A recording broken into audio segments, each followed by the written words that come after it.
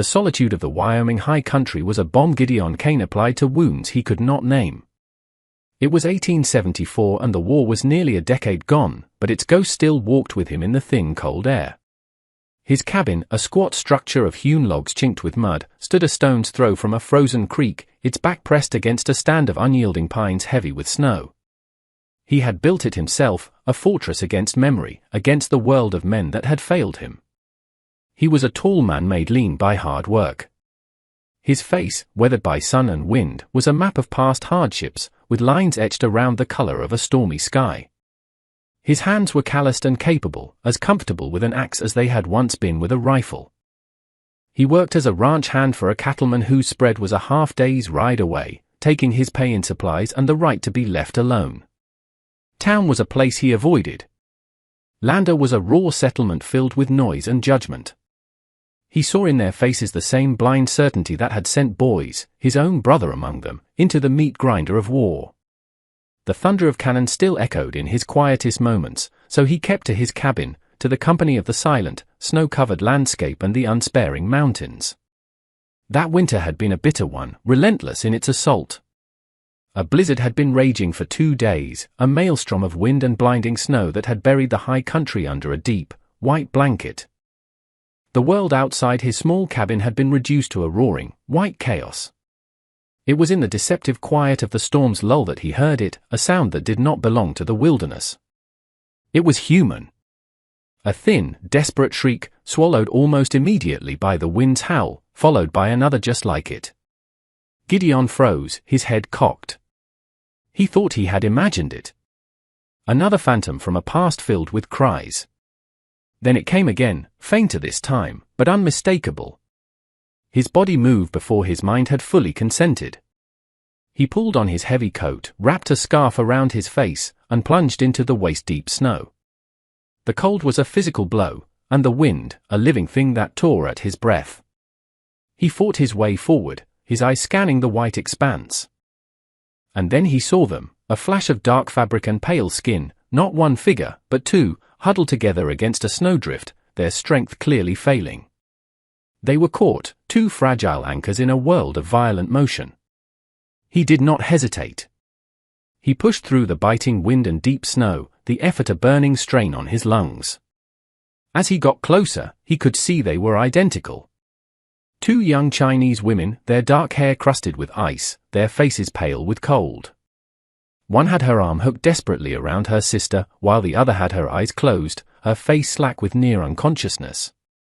He reached them, gasping for air. "Hold on," he yelled over the wind. He saw that one sister's leg was partially buried, and they were both shivering violently. He worked quickly, his numb hands digging away the snow. He freed her, but she was limp now, a dead weight. Using the last of his strength, he pulled them both from the snowdrift and began the brutal fight back to the cabin. He half dragged, half carried them through the blizzard's fury and collapsed inside the small cabin, his chest heaving. He rolled onto his side and pressed his fingers to their necks. He felt pulses, faint and thready, but there. One of them coughed, a racking sound, and her eyelids fluttered open, revealing dark almond-shaped eyes wide with a primal fear. "Easy now," he said, his voice rough. "You are safe," the other sister stirred, her eyes opening as well. They clung to each other, trembling violently, their simple cotton dresses in tatters. Where are we?" one of them whispered, her teeth chattering. "My land," he said, rising to his feet. "You need to get warm." "My cabin is close." He reached a hand down to help them. They flinched away from his touch, scrambling backward like a pair of startled deer. "No," one said, her voice shaking but firm. "Do not take us to town, please." Her plea was so filled with dread it stopped him cold. "I'm not taking you to town," he said gruffly. "But you'll die of cold out here. The cabin is your only choice." They watched him for a long moment, their dark eyes searching his face, weighing one danger against another. Finally, with a barely perceptible nod, they relented. They tried to stand, but their legs gave way. Without a word, Gideon scooped one of them into his arms. She was lighter than he expected, a bird-bone fragility that felt alien. She went stiff at his touch but did not fight him.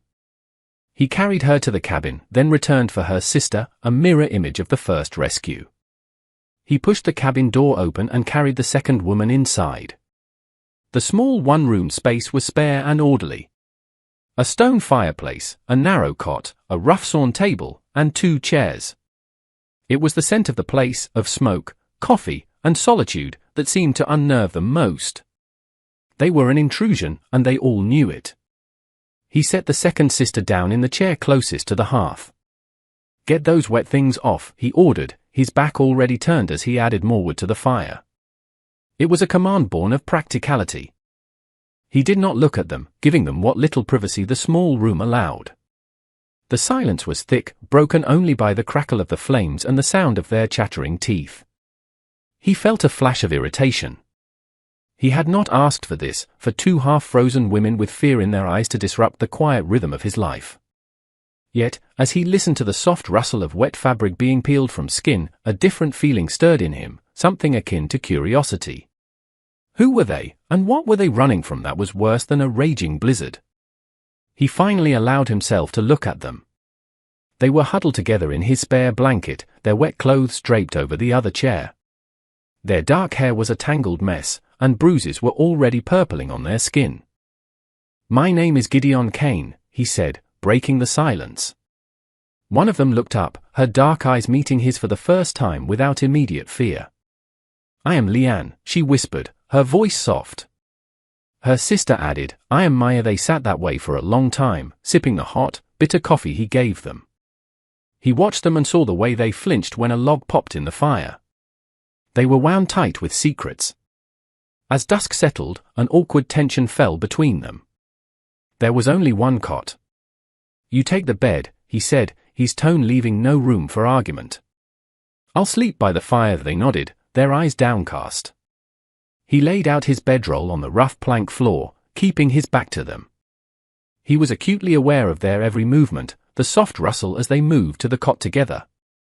He stared into the dying embers, willing sleep to come, but his mind was agitated by their presence. The cabin felt smaller, the air charged with a strange intimacy. He heard one of them move behind him, the soft pad of her bare feet on the floor. Her voice came out of the darkness, a trembling whisper. "Mr. Kane." He did not move, did not turn. "What is it?" There was a long pause. He could hear the unsteady rhythm of their breathing. "Sir," the voice came again, this time Mize. "Do you want to look at us?" The question hit him like a stray bullet. He remained frozen, his back to them, every muscle tense. Then Leanne's voice, even quieter, joined her sister's. "Will you stay if we undress?" In those words, he heard the echo of 100 transactions he could only imagine. He heard the shame, the resignation, the awful hollow bartering of women with nothing left to sell but themselves. They were offering him a payment for their rescue, for the food, for the shelter. A hot, unfamiliar shame washed over him, mingled with a surge of anger at them, at the men who had driven them to this, at a world that could break people down to such a point. He turned his head just enough to see their silhouette in the firelight. They stood together, clutching the blanket, a single fragile shape in the vast darkness. Slowly, deliberately, he turned his body fully away from them, presenting them with nothing but his rigid back. He stared hard into the glowing coals, his jaw clenched. "Get some sleep," he said, his voice a low, rough rasp. "No one is going to bother you here." He did not hear them move for a long time. When they finally did, it was the quiet sound of the cot ropes creaking under their weight, followed by a soft, choked sob that they tried and failed to stifle in the darkness. Gideon Kane lay on the hard floor, listening to the sound of their weeping and the unabated roar of the blizzard, feeling the first cracks spread across the frozen walls he had built around his heart. The night's raw confession hung in the air between them long after the fire had died. The heavy snow made travel impossible, trapping them in a world no bigger than Gideon's small plot of land. The sisters, it turned out, were not women who could abide idleness. They fell into a strange, unspoken rhythm with him. They cooked and cleaned with a quiet efficiency, their hands always busy. They spoke to each other in low, rapid Chinese, a language that was as foreign and mysterious to him as their past. Little by little, in fragmented English, their story emerged. Their father had come from across the ocean to work on the railroad. A man chasing a dream of gold and a better life. He had died in a rock slide a month ago, leaving them orphaned and in debt to the cruel camp foreman, a man named Croft. Croft had claimed that their father's debt now belonged to him, along with all his meager possessions, including his daughters. They were property to be collected. They had packed what little they owned and fled in the dead of night, only to be caught by the raging blizzard. Gideon listened, his face a granite mask. He knew the kind of men who ran labor camps. He understood the casual cruelty, the utter lack of law or mercy. As they spoke of their fear, he found himself speaking of his own. He told them of the war, of his brother Samuel, who had died of dysentery in a camp in Virginia without ever seeing a real battle. He told them how he'd come back to find his home and future gone. How he'd come west to lose himself. Their confessions hung between them, a bridge of shared ruin. For the first time, Leanne and Mai looked at him not as a savior or a threat, but as a man who understood the language of grief. Their companionship was a thing of quiet spaces. A language grew between them in the way he left a bucket of fresh water for them by the door, and the way they left a hot cup of coffee for him on the hearth. For the first time since the war, Gideon felt the sharp edges of his solitude begin to soften. Their presence was a low, steady warmth against the persistent chill of his memories. But with this growing comfort came attention. One afternoon, he came back to the cabin and saw them down at the creek, which had begun to thaw, washing their long black hair. The sunlight filtered through the cottonwoods, dappling their skin. It was a simple, innocent act, but watching them, Gideon felt a powerful, visceral jolt of desire. It was so sharp he turned away abruptly, his heart hammering, ashamed of the thoughts that had risen so easily. They were survivors he had sworn to protect. They were not for him to want. The outside world intruded on the fourth day. Gideon saw a rider coming from a long way off. A flicker of panic crossed the sisters' faces. "Who is that?" Mai asked. "Just a hand from the ranch," Gideon said. "He won't bother you," but as the rider drew closer, Gideon's gut tightened. It wasn't one of the ranch hands. It was a stout, hard-faced man he didn't recognize, followed by two others. Croft. The name was a cold stone in his stomach. The sisters saw him, too, and all the color drained from their faces. They scrambled back into the cabin like mice darting from a hawk. Croft and his men reined in their horses a few yards from the cabin, their expressions a mixture of arrogance and menace. "Well, well," Croft called out, his eyes sweeping over the small homestead. "Looks like my property has wandered off." He dismounted, his movement slow and deliberate. "I've come for what's mine, Cain. The girls and the debt they owe me." "They don't owe you anything," Gideon said, his voice dangerously calm. He stood on the porch, a solid, immovable wall. His gun was not drawn, but his hand hovered near its hilt. "Stay out of this, Yankee," one of Croft's men growled. "This is our business." "They are my business now," Croft spat and lunged for the cabin door. Gideon moved with the speed of a striking snake. He shoved Croft back with one hand and drew his pistol with the other. But he had underestimated them. The second hired man was already moving, not with a gun, but with a knife. As Gideon turned, the man rushed him, the blade a silver arc. He parried the first thrust, the steel scraping against his gun barrel. He brought the heavy pistol down in a brutal arc, catching the man on the side of the head. The man staggered, but he was tough. He came back, jabbing low. Gideon felt a sudden white-hot fire in his left side. He grunted as the blade sank into his ribs. He stumbled back, a dark wet stain already spreading across his shirt. Leanne and Mai screamed from inside the cabin. The world seemed to slow down. Mai saw Gideon stagger, his face contorting in pain.